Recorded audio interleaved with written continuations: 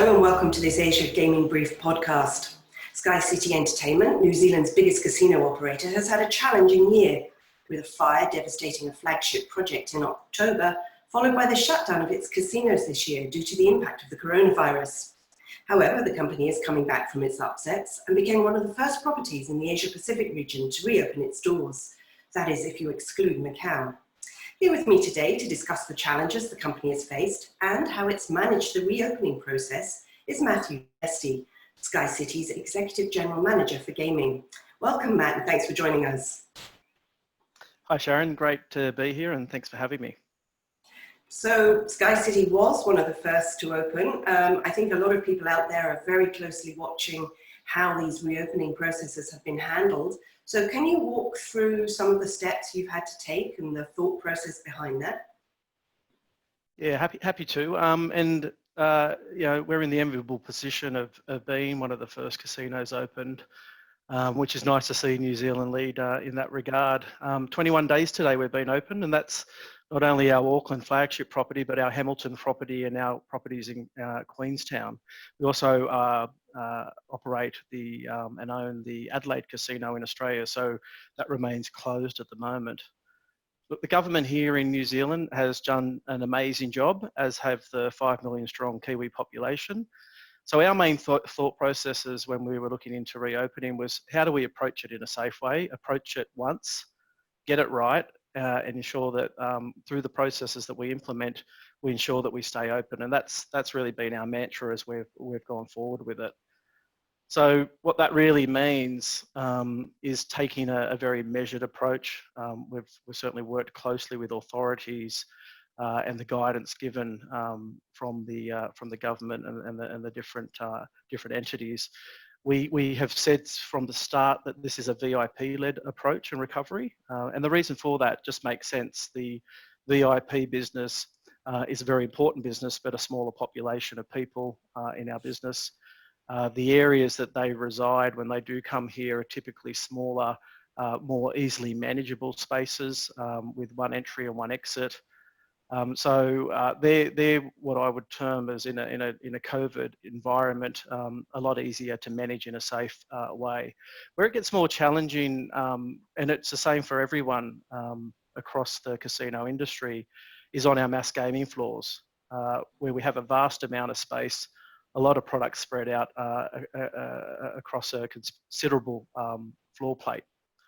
So what we did there was taking a measured approach to ensure the social distancing and the effective contact tracing, as we implemented a number of zones on our main gaming floor. And that fluctuated because as we learnt things or we adjusted things, we went from sort of 8 zones to 10 zones, and it's a process that evolves. But in creating those zones, we used close to 250 metres of hoarding to create separate sections, all of which had a very distinct entry and exit. So you could only enter and exit, of course, in the case of emergency, there were fire exits and other things, but it was very clear that that's where you entered and that's where you exited. Within the zones itself, we turned off, like everyone else is doing, a whole bunch of products. So every alternate gaming machine, in the case of tables, we had limited positions at a table. Three to a table was where we started for this part of the alert system. And then removing all the furniture, so only leaving 100 chairs was a way that we looked to manage it. Things like lounge chairs and leaners, looking at your areas and seeing what are the things that we typically populate a casino floor that are no longer necessary. Because all they do is create people sitting around. So very much you're sitting and you're playing a device or playing a table. So also helped us manage the areas as well. And then each entry is manned by a team member. So we're counting people as they go in and as they come out. And then every hour, and sometimes every half hour, we have a physical count. So somebody will go around and physically count. We'll check the door counters, and we'll also then have surveillance do a count of the room as well. And we've got then a fairly good communication system where everybody who needs to know gets updates. And as we approach approximately 75 people in a zone, We then move that to a new alert level, which means that security are there monitoring the access. And we've managed it quite well. We've never been in a position where it's caused us too much concern. So we want it to be safe, and keeping the numbers is a key part of that. Just following up The on only other that. thing I would say, Sharon, is that in each of the zones, we've also put in a lot of signage and information that talks to the restrictions and the rules, along with plenty of hand sanitizer. We've certainly got enough hand sanitizer here in our properties if required. And we've also got social distancing monitors. So the staff that are there doing those functions wear high-vis vests. It's quite clear that that's their function. And with the signage and with the vests, it gives them the authority to help communicate and direct people, which they might not normally do in a normal environment. So there's some of the measures that we've introduced. Just a quick follow-up on that. How much guidance did you get from the government? Like you said, they've been highly praised around the world for their response to COVID. Were they quite proactive with you? Yeah, obviously everyone's had a lot on their plates and working through a whole range of industries. Certainly the health industry being the priority, and making sure that that's well equipped should it need to be. But as a big employer, we've had good connection with the Ministry of Business and others, and really keen to make sure that we've got a check on how we're going about things, and ensuring everyone's satisfied that we're doing it safely. So I guess the key question is, what's the response been from the clientele? Have they come back? Yeah, well, I think everyone is excited to get out of the house and get back to some sort of level of normalcy, albeit with restrictions. I think it's the same we've seen everywhere in the world, but New Zealand here, everyone's been really accepting and understanding of the challenges. No matter what they've been facing on a family front or personal front, they're just excited to get out, and they've been really patient. I mentioned before the hoarding that we have. I mean, it can be a bit confusing when you first come back after a long lockdown. So they've done really well to adjust, and it's amazing how quickly. And we know our customers, especially our loyalty customers, they're pretty resilient and they'll adjust pretty quickly. And we've certainly seen that happen. So has visitation good? Sorry, yeah. Look, our visitation isn't anywhere near where it was. That's absolutely the case, and it's going to be some time before we get up there as these restrictions stay in place and we play safe. But we have restricted it to our members only, and we've done that for a couple of reasons. Again, we wanted to make sure that we were able to manage the demand, and we knew that there would be some demand that at times could be problematic if the demand was too high. So we made it very clear, and we got ahead of it, and we made sure that our customers knew that this is how we were going. We also know our loyalty customers, and we have a lot of details already for them. So it made great sense for us to, one, make it a restricted members only casino, remembering VIP led, and then make sure that we confirmed and knew the details of our customers should we need to contact trace. So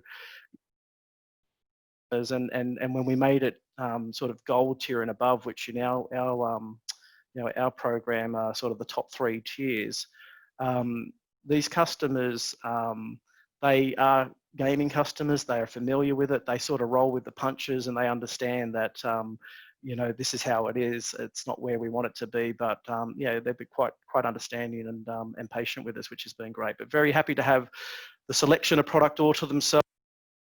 Some of them are very happy to have space next to them with the social distancing measures. So by and large, yeah, really happy.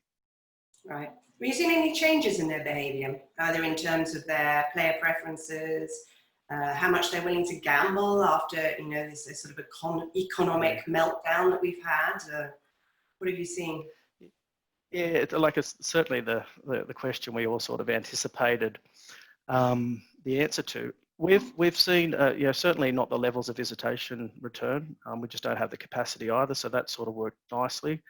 What we have seen, and there's a whole bunch of variables here, is that those who have returned, and we're still looking at a lot of the data, have probably spent a little bit more than they might have on their other visits. Now, whether that's they've been saving their pennies, whether or not they're just happy to get out of the house, whether or not because they're out of the house they like to stay a little bit longer.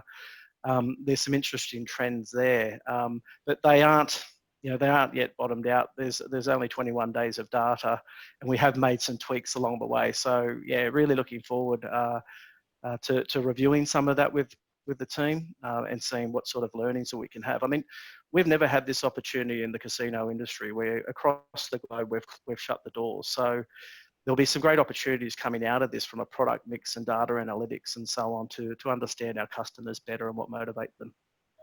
So leading on from that, what kind of tools have you been using in terms of technology to manage this demand and manage the floor and your tables? Yeah, look, the technology piece for us hasn't been a leading focus. We have, as you know, in a big casino like ours, we have a lot of technology that we already use and deploy. I think where the conversation will no doubt go to is what technologies play a relevant part in the new casino industry over the next 12 months. And so certainly a lot of suppliers are coming up with some really fantastic concepts and ideas, which are worth looking at. But just working with regulators, maybe bringing forward some discussions that we have around cashless or contactless technologies is, I think, where some of our focus will be. What we have done, which is quite unique, and the purposes of the members only, is for contract tracing purposes, we have interfaced our membership database with our facial recognition system. And that's been really well received by our customers, but it gives us added comfort and knowledge and traceability that we can track people if we need to. How does that work? Can you expand a little bit on how that works? Yeah, when we don't have everybody's photos, but so at a pretty quick registration process, we need to capture names and addresses and some details as a part of opening up again. Customer, if we don't already have one, and then the facial recognition system will marry that photograph out of our system to that person on a physical camera as they walk through the casino floor. And all it will do is come up and say, Sharon's already registered, we know who she is, we have the right details, and she's welcome to come in. Right. And what happens in the case of, should we have an issue, and we hope not to, then we would be able to trace your movements in the property, not completely, but to a greater extent than we might be if you just walked in off the street and we had no details for you. Can I just follow up again on one of the things you were saying? I don't know if you can give us any sneak previews of some of the things that the suppliers have been pushing forward to help you in terms of technology. You don't have to name names, but just the sort of general trend of things that they're looking at. Yeah, look, I think it's really great to see sort of all the innovation and ideas and the speed in which some of these are coming to the forefront. Great to be supported, and we all want the business to do well. Some of the things we've seen guards between some of the gaming machines. You know, there's a lot of debate whether or not that actually creates enough space or not, or just more surfaces for things to culminate on, to accumulate on. There's been, and some will have seen the guards on tables that sort of almost look a little bit like a ticketing booth, where all the transactions are done underneath in a hole of. And look, we've explored those things. We've built some of them. We wanted to make sure, not only for our customers, but for the work that New Zealand's done, but also for the safety of our staff, that we explored all these things. And so we've used prototypes, and we've either made some assessments on whether or not they're worth pursuing or not. Apart from that, I think, as I said, it sort of expedited some of the conversations that you may have with some of our slot manufacturers around e-wallets and the like, where you can start your gaming session just by situation. So yeah, good to be supported, and some great ideas out there. Good. Back to your actual clientele, obviously there's a lot of people who would have been coming into your casinos from overseas who can't now. What impact is that loss of international business having, and how are you managing it? Yeah, look, international business for us is a really important part, not only of our group's results, but our ongoing focus and our investment into amenities for those clients. Obviously, with the borders shut and no foreseeable uh, easing of those restrictions, it's really tough. We rely heavily, when I say heavily, there are probably 10 to 15% of our annualised profit. The lion's share of our business is driven by our businesses and some of the supporting businesses. So we'd love to have it back. We also understand that we're going to just need to adjust in the interim, be patient. I think we're at probably a destination through, just through sort of our results when it comes to the management of COVID as a nation, that will be one of the places I think a lot of internationals will want to come to, just for peace of mind. So we look forward to some upside there. And look, I mentioned investment. We've done investing in our international salons here in Auckland and Adelaide, which is in its expansion phase, to open later in the year. It's going to have some new facilities. So yeah, we're really sort of patient, keen to get it back online. But we won't speculate on when that might be. But hopefully, it's not too far away. Right. What about I mean, obviously, this is the second major blow that you've really had. Obviously, this one was not just exclusive to Sky City, but the fire last October that really ravaged the convention centre. How have you been rebuilding after that? What steps have you taken? How's the reconstruction process going? Yeah, look, I've been involved in some casino openings, which have been challenging, but to open and close the casino you currently work in a couple of times in 1 year is something you don't really want to do. So it has been a tough year. Tough because when the fire occurred back in October, we had some really good momentum again across our business, and that sort of stopped that in its tracks. Effectively, the fire shut down the Auckland CBD for about 3 days. But we did build it up again. We had a good Christmas period and holiday period, but of course we've now been disrupted again with COVID. But as I mentioned, we've still got a lot to look forward to. As we come out of this, we've done a hell of a lot of investment into new amenities, and we've expedited those programs, knowing full well that we're in disruption now. Can we get in there and get these projects moving along at a faster rate? So food courts, spas, entertainment areas on the main floor in the Auckland business. As I mentioned, we completed some IB salons just before COVID came in, and some of our domestic business, new VIP salons, and we've got some other exciting spaces to look forward to. So, but they're going to be further on in the year, and we'll continue to have that disruption, in our current business. But yeah, that also, not to mention, not to forget Adelaide Casino, the expansion over there, well on track, and construction's continued along over there quite nicely. So yeah, that's going to be a really exciting proposition as well to add to our group. Just go back a little bit. Obviously, we've been sort of focusing on Auckland a bit, but what kind of recovery have you seen in your other casinos? Is Adelaide open yet? I guess not. Yeah, no, Adelaide's closed at the moment. New South Wales and other states are slowly starting to open up. But Adelaide, I think, again, you don't like to guess these things, but it appears as though with what's happening in other states, it's not too far away.